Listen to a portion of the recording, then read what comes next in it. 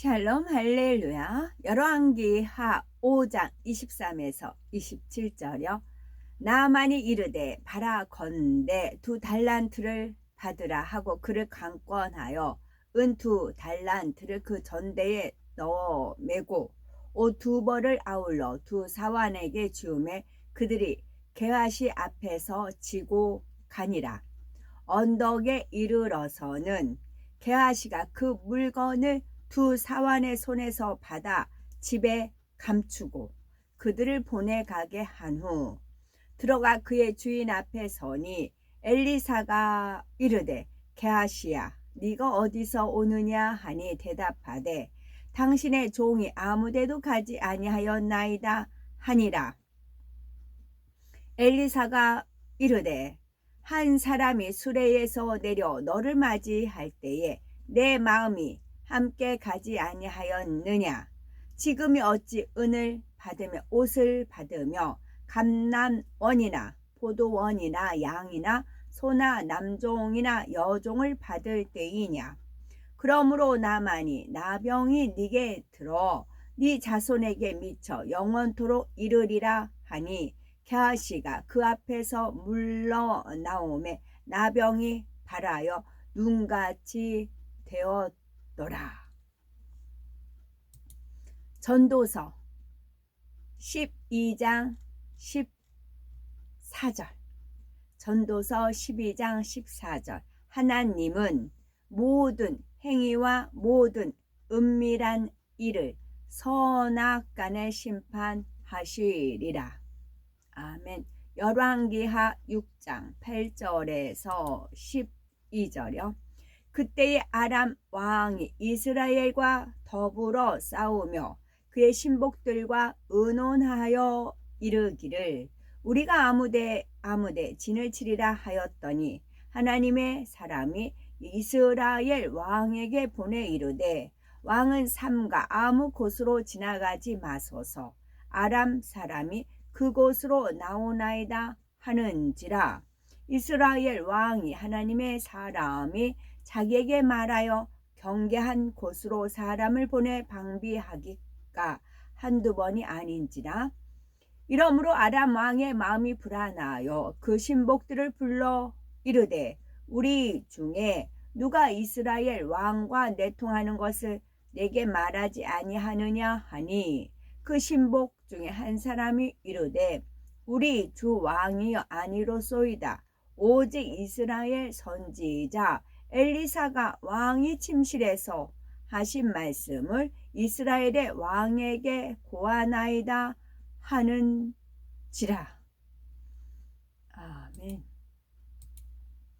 제목은 심령이 감각되지 아니하였느냐입니다. 모든 것을 감찰하시고 아시는 하나님 앞에 거짓됨 없이 정직하게 행함으로 하나님께 신뢰받는 성도가 됩시다입니다. 모든 것을 감찰하시고 아시는 하나님 앞에 거짓됨 없이 정직하게 행함으로 하나님께 신뢰받는 우리가 됩시다입니다. 사전에 보면 감각되다라는 것은 눈, 코, 귀, 혀, 살갗을 통해서 바깥에 어떤 자극이 느껴지는 것을 말합니다. 영적으로도 죄를 짓지 않고 선하게 사는 사람일수록 세상의 죄악을 보면 심령이 감각되어 애통하게 됩니다. 감각되어, 그러니까 느껴진다는 그런 뜻이에요. 느낄감, 깨달을 각자, 감각되어 애통하게 됩니다. 거룩하신 하나님께서는 사랑하는 자녀들이 죄를 피 흘리기까지 싸워버리고 악은 모양이라도 버림으로 책망할 것이 없기를 원하십니다. 그런데 하나님을 믿는다고 하면서도 심령이 감각되지 않아 자신의 죄악을 깨닫지 못하는 사람들이 있습니다. 바로 엘리사의 사환 게하시가 그러했지요. 이스라엘과 인접한 아람 나라의 나만 장군은 부귀와 명예, 권세가 있었지만 커다란 고민이 있었습니다. 바로 문둥병에 걸린 것이지요. 어느 날 그는 이스라엘에서 사로잡아온 여자 아이에게서 엘리사 선지자에게 가면 문둥병을 치료할 수 있다는 말을 듣게 됩니다. 엘리사는 엘리야의 제자로서 스승을 끝까지 붙쫓아 갑절의 영감을 얻은 하나님의 종이지요. 선한 마음을 가진 나아만은 포로로 잡아온 아이의 말이라 할지라도 무시하지 않고 믿었습니다. 나아만은 아람 왕의 허락을 받아서 은 10달란트와 금 6,000개와 값비싼 의복 10벌을 준비해 이스라엘로 떠났습니다. 드디어 나아만은 엘리사의 집 앞에 도착하였지요. 그런데 사환이 나오더니 엘리사의 말씀이라며 요단강에 가서 7번 씻으면 깨끗이 회복된다는 것이었습니다. 나아만은 기가 막혔지요. 먼 곳에서 정성껏 예물을 준비하여 왔건만 나와 보지도 않고 사환을 시켜 말만 전하니 자존심이 무척 상했지요. 더구나 대단해 보이지도 않는 요단강에 가서 몸을 씻으라니 할 말을 잃었습니다.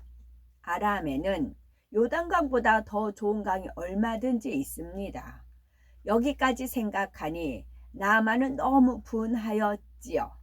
잔뜩 부푼 기대가 일시에 무너져 내렸습니다. 비참한 심경으로 고국으로 돌아가려는 그에게 종들이 내 아버지여 선지자가 당신을 명하여 큰 일을 행하라 하였다면 행치 아니하였으리까 하물며 당신에게 이르기를 씻어 깨끗하게 하라 함이리까 하지요.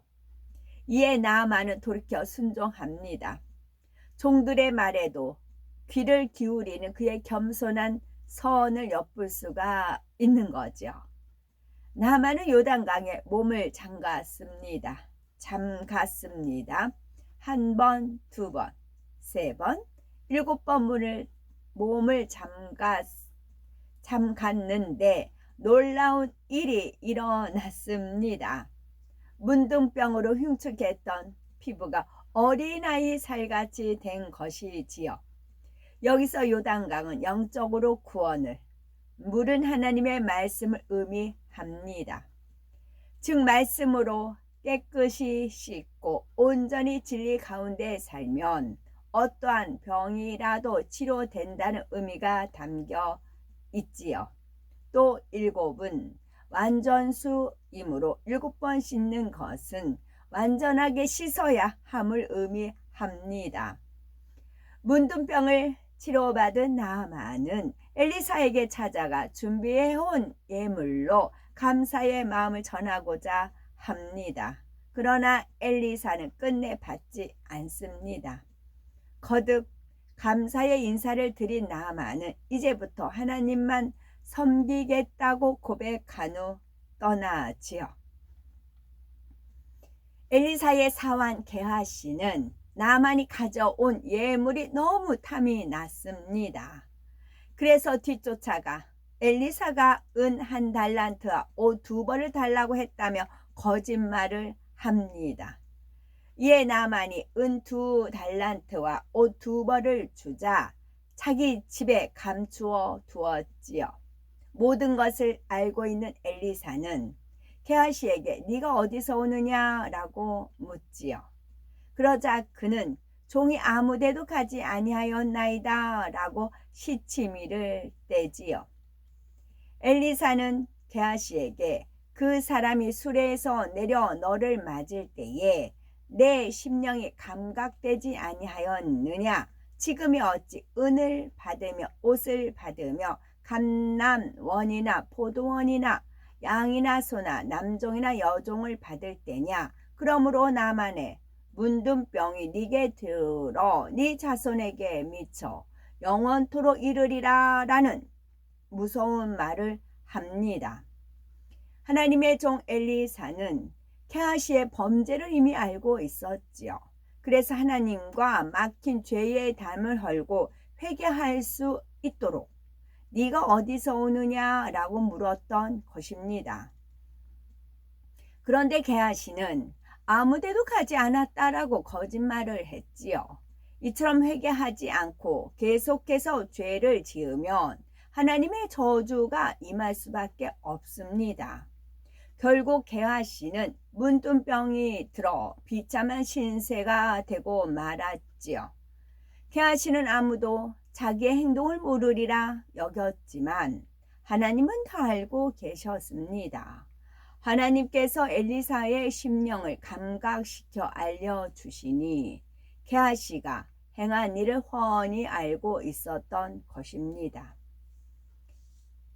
가인이 아무도 몰래 동생 아벨을 쳐 죽였을 때에도 하나님은 다 알고 계셨습니다.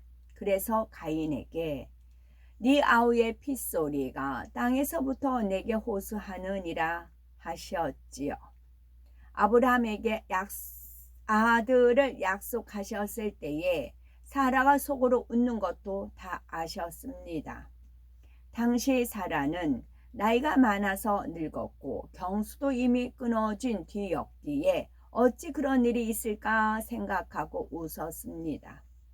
이처럼 하나님께서는 보이지 않는 곳에서 일어난 일도 다 아십니다.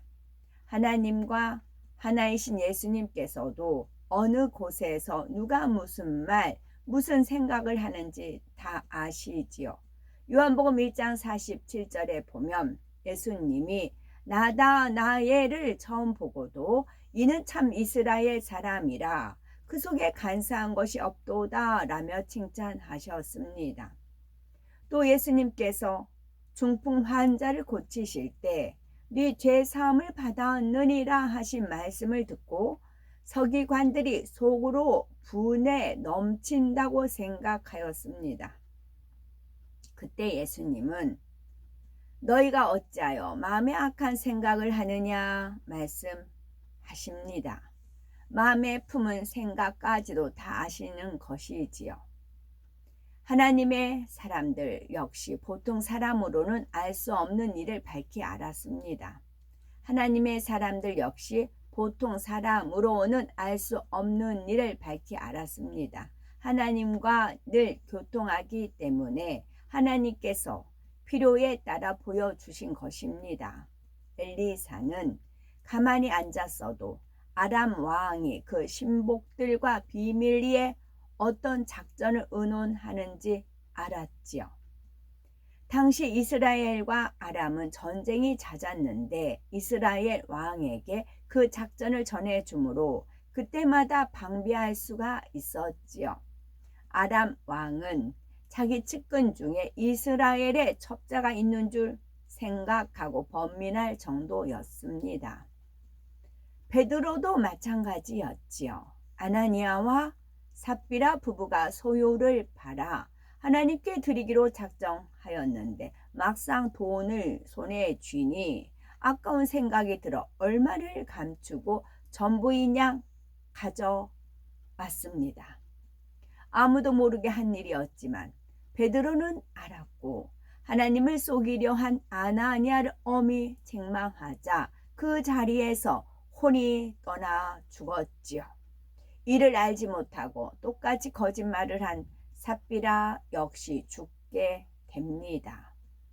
아무리 은밀히 행한다 해도 하나님 앞에서는 숨길 수가 없습니다.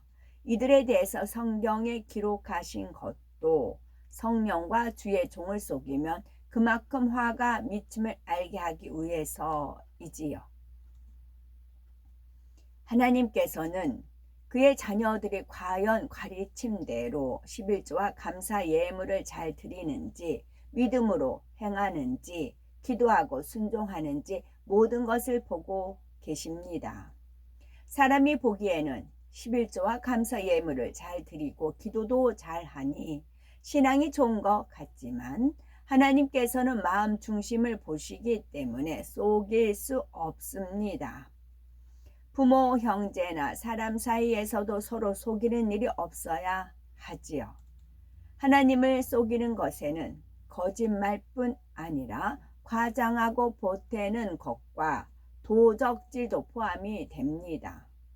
또한 11조 감사 예물 등을 마음에 작정하지 않는 거, 기도하는 척하는 거, 작정하고 감사 예물 등을 마음에 작정하고 하지 않는 거, 기도하는 척하는 거, 중심으로 행하지 않는 거, 기도하라는 성령의 주관에 순종하지 않는 거, 금식하다가 중도에 포기하는 거, 그 밖에도 많은 것이 있습니다.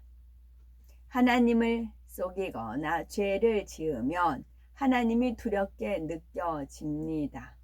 이런 마음이 있기 때문에 정직한 길로 갈 수가 있고 온전한 모습으로 나올 수가 있지요. 연단 받을 때에는 두렵고 어려운 것 같지만 값진 연단의 시기가 있기에 결국 응답받는 형통한 길로 가는 것입니다. 마치 아이가 잘못된 길로 갈 때 부모가 책망하거나 바른 길로 이끄는 것이 사랑이듯이 연단도 우리를 향한 하나님의 사랑입니다. 우리는 범사에 정직한 길로 행하여 결코 하나님을 속이는 일이 없는 복되고 보배롭고 아름다운 우리들이 되어야 되겠습니다. 아멘.